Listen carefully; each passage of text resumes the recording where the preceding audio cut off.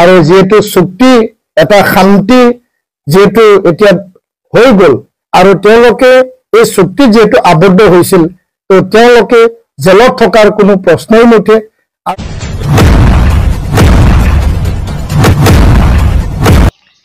एबसुनि आफादगिरि मानगोनां दिपेन बर' सारा रन्जन दैमारि सारजों लोगोसे more than 60 members of NDP बिथांमोना मानो दासिमबो जेलनिफ्राय गवाखै बेखौ प्रश्न खालामदों। एकर्ड इमप्लिमेन्टेसन जाफुंनायनि गेजेरजों बे गथारनांगौमोन बेखौ दाबि खालामदों।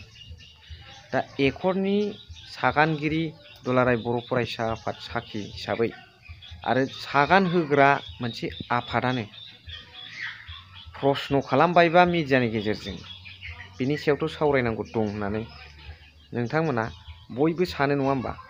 दा दिनैनि टपिकआबो बेनो खुब इन्टारेस्टिं जागोन। दिपेन बर' सारा प्रश्न खालामदों रन्जन दैमारि सार गयैनि थाखाय, नाथाय गावसोर सागानगिरि आफाद नङा होमबा होनो थांगासिनो दं आं with proof. So' hello' everyone one second welcome back to the channel. दिनैनि गोदान भिडिअ नोंथां बयखौबो गोसो गोथारै बरायदों, लोगोसे आसा खालामो इसोरनि अननायाव नोंथां बयबो मोजां दं।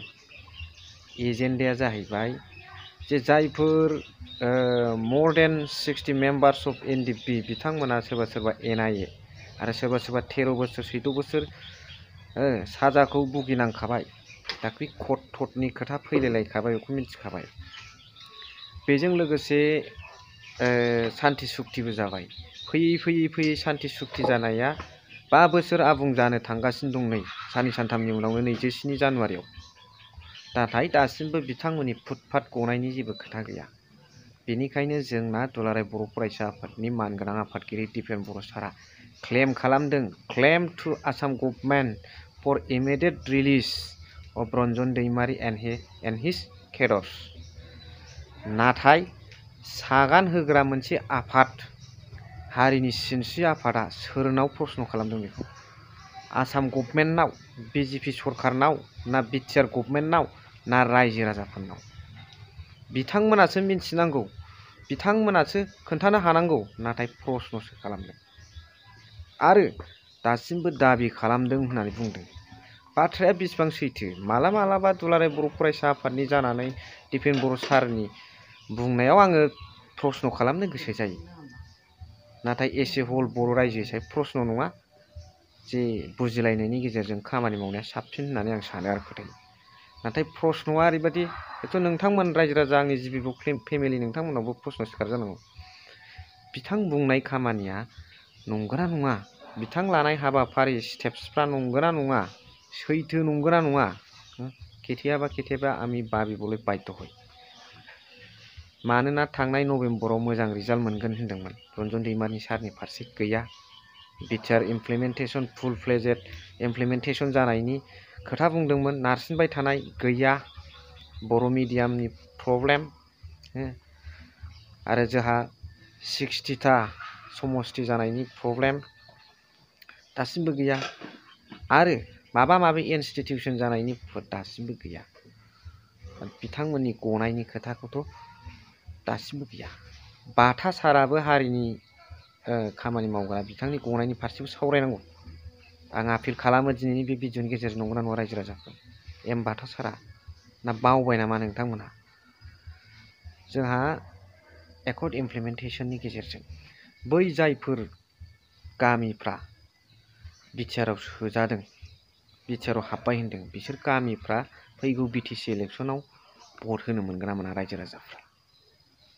राइट टु भटआ उइदिन आवार बाउन्डारि फैना फैयाखै बिथांमोननि थाखाय? आरो दिनै एकर्ड इमप्लिमेन्टेसननि गेजेरजों नाथाय सोरबा जों मोनदाङो दै ससियेल मिडियानि गेजेरजों रन्जन दैमारिया गनांगौ होननाय लिरनाय गैया होनदां साइसआव। रन्जन दैमारि सार गनांगौ होननाय, खिन्थु दा आपिल खालामदों एकर्ड इमप्लिमेन्टेसननि गेजेरजों दिपेन बर' सारा रन्जन दैमारि साराबो जेलनिफ्राय गनांगौ आरो 60नि बारा सोद्रोमाफ्राबो गनांगौ होननानै, NDP सोद्रोमाफ्रा जेलाव जोबजानाया उदां जानांगौ, उदां अख्राङाव फैनांगौ होननानै। नाथाय माब्ला जागोन? डिमान्डल' खालामो, आपिलल' खालामो।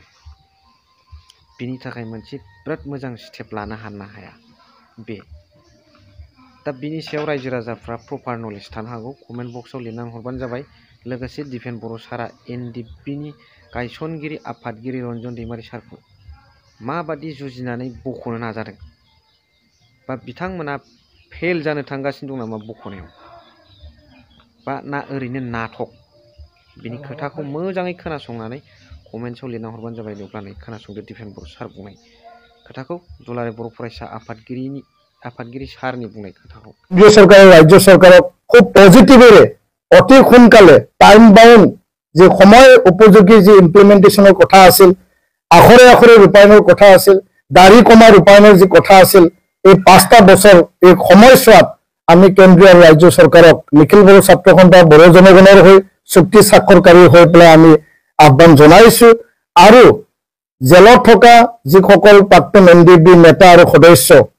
গুৱাহাটী চেণ্ট্ৰেল জেলত ৬৬ গৰাকী জেলত এতিয়াও কাৰাবাস তেওঁলোকে হৈ আছে তো তেওঁলোকক অতি শীঘ্ৰেই ২৬ জানুৱাৰী আহি আছে ২৭ জানুৱাৰী মানে চুক্তি দিৱস আৰু ইফালে গণৰাজ্য দিৱস এই এটা সন্ধিখনত কেন্দ্ৰীয় আৰু ৰাজ্য চৰকাৰে বিবেচনাৰ আওতাত আনি পেলাই তেওঁলোকক মুকলি আকাশত এৰি দিয়াটো আমি দাবী জনাইছো আহ্বান জনাইছো আৰু যিহেতু চুক্তি এটা শান্তি যেহেতু এতিয়া হৈ গ'ল আৰু তেওঁলোকে এই চুক্তি যেহেতু আবদ্ধ হৈছিল তো তেওঁলোকে জেলত থকাৰ কোনো প্ৰশ্নই নুঠে আৰু যিসকল এতিয়া জেলত আছে তেওঁলোকে প্ৰায় 15টা বছৰ 16টা বছৰ 13-14টা বছৰ অতিক্ৰম কৰিছে তো যাৱজ্জীৱন কাৰাদণ্ড যাক বিহিত কৰিছিল আৰু এনআইএ আদালতত এতিয়াও ট্ৰায়েল চলি আছে তো এইবিলাক মানে কোনো অৰ্থ নাই বুলি আমি আজি দাবী কৰিব বিচাৰিছো আমি আহ্বান জনাব বিচাৰিছো